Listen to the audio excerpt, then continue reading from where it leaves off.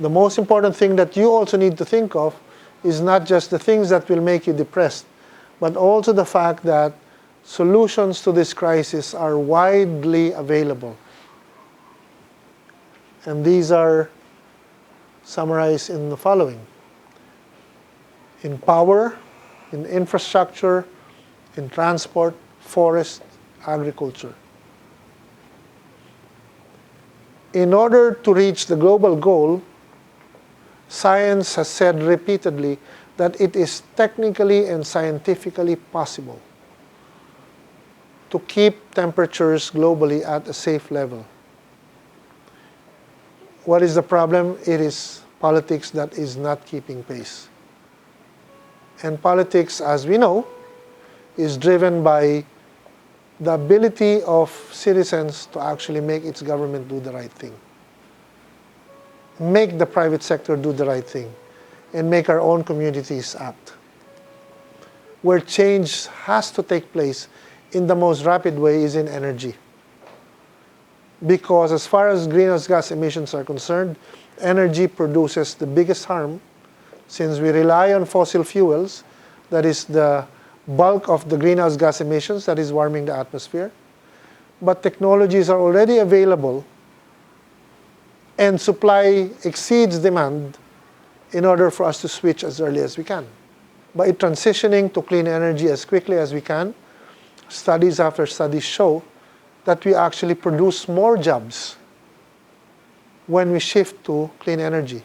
More jobs are produced in the wind and solar and geothermal and biomass and hydro sectors than in all of fossil fuels combined. If you want a sign that things are changing, Saudi Arabia, the last place that you would ever think would make the transition, is already seeing the sign on the wall and preparing for the future. Is our country doing the same? I'm not sure. I don't think we are. The benefits outweigh reliance on fossil fuels. Yung savings is below this one, and this is the cost of renewable energy. So you will see that if this is the Philippines, this is the cost, minuscule, kasi ang laki ng renewable energy resources natin. And this is the savings. We save a lot on fuel because our energy is more secure. Kanino yung araw, kanino yung hangin? Atin. Kanino yung moving water, which is hydro? Atin. Kanino yung mainit na bato, hot rocks? That's geothermal. Atin.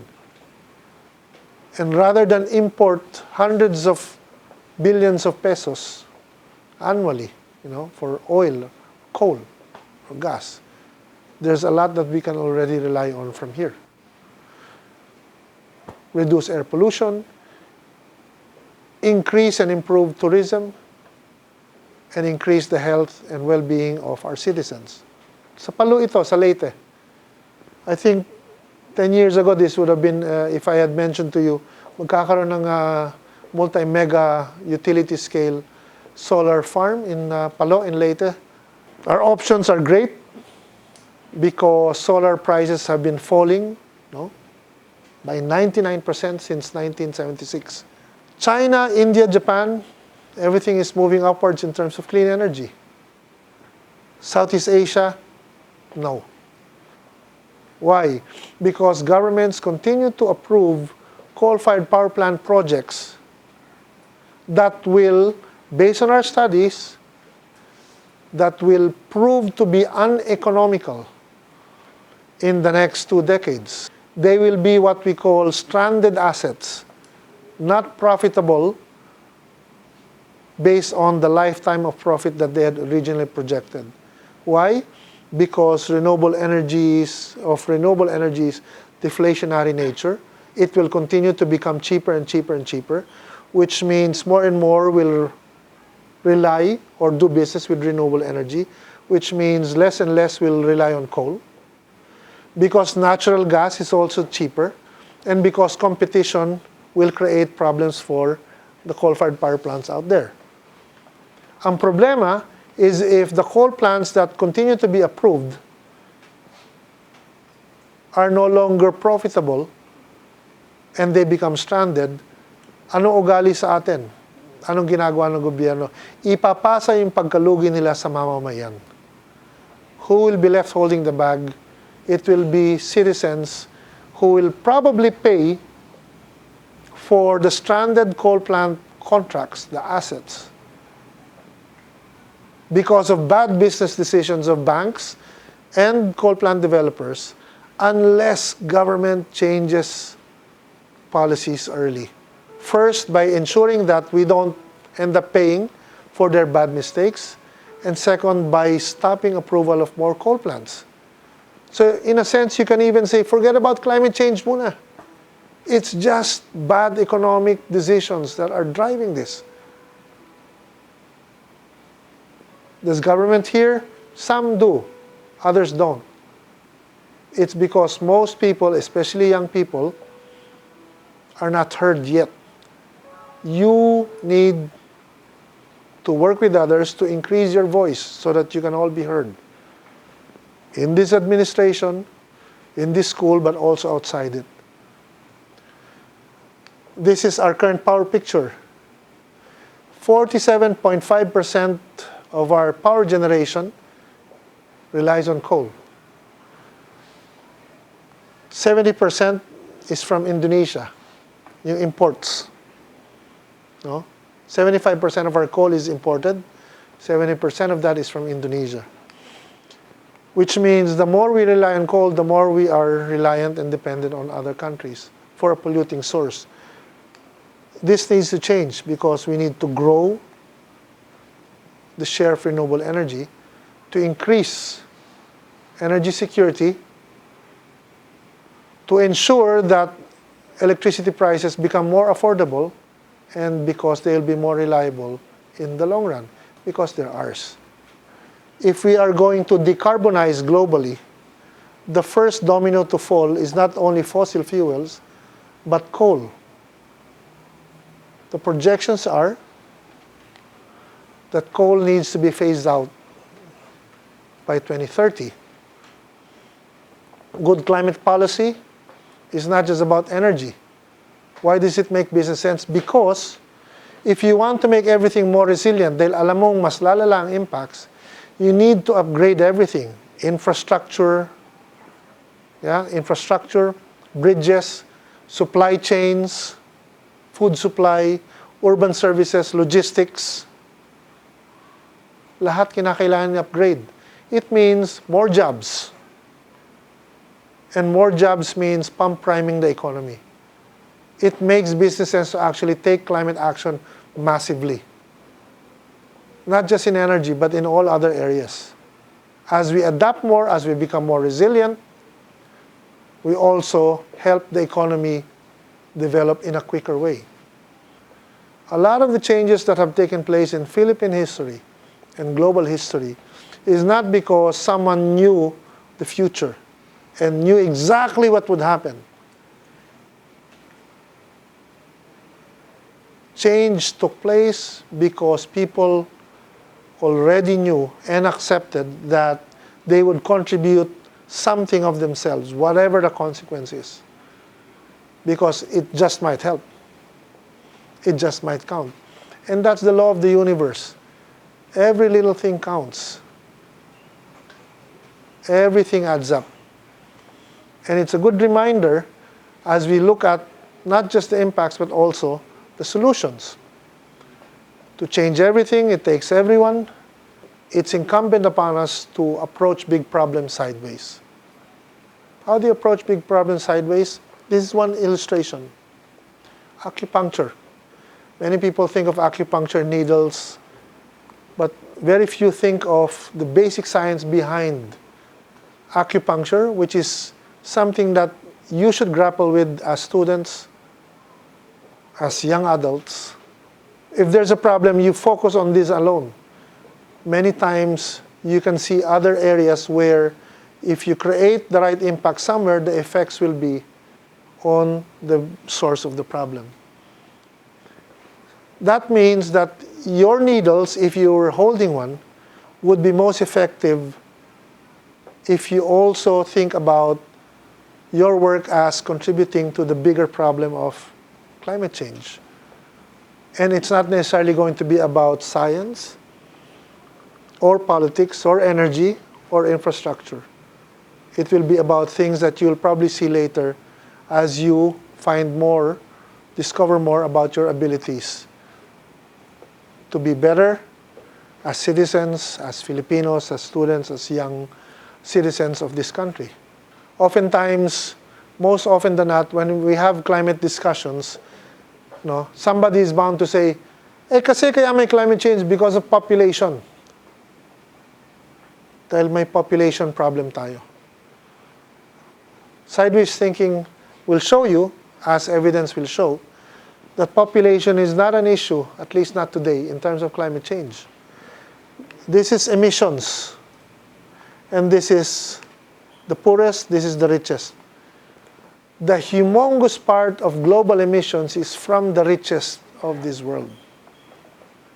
So population is not an issue in terms of climate change today, because the bigger part of the problem comes from the minority who consume and produce the pollution that has created the problem. So climate change is not because of population. However, it might be a direct cause or effect or problem contributory to the crisis later. The solution is in empowering women and educating girls. Why? Because if the population increases and they all aspire for affluence and the means by which the population of today have attained that affluence, then we'll be in a bigger mess. But if you think about it, educated women, empowered women will always prefer smaller families and more manageable spending and a more efficient way of dealing with costs of a household. So in a sense, if you want to contribute to solving the climate crisis, it's not simply about energy transitions or infrastructure or better transport, mass transport. Your call is also to say, empower women, educate girls. It sounds counterintuitive or pretty much offline, but it's sideways thinking. Malaking bahagi ng problema natin is because of refrigerants, source of air conditioning, F-gases as they say. If we create more energy efficient buildings, which produces natural light or natural cooling, takes advantage of natural sources of cooling, then we use less air conditioning or refrigeration. Transport. If we follow the logic that we should move people, not cars,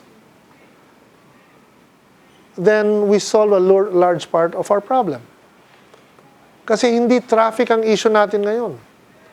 It's the fact that people do not have mass transport options.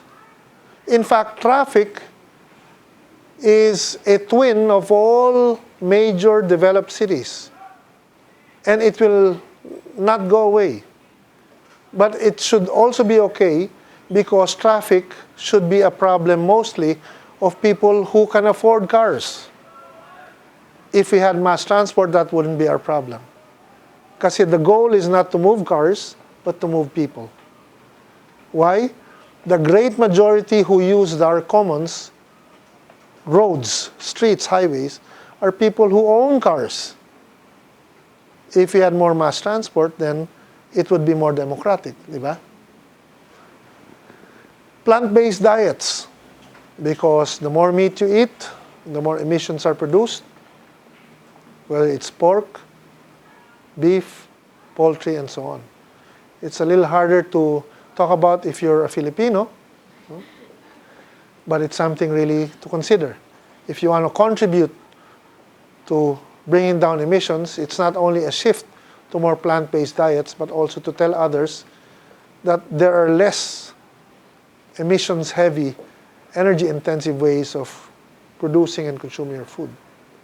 As I said earlier, empower women, empower girls.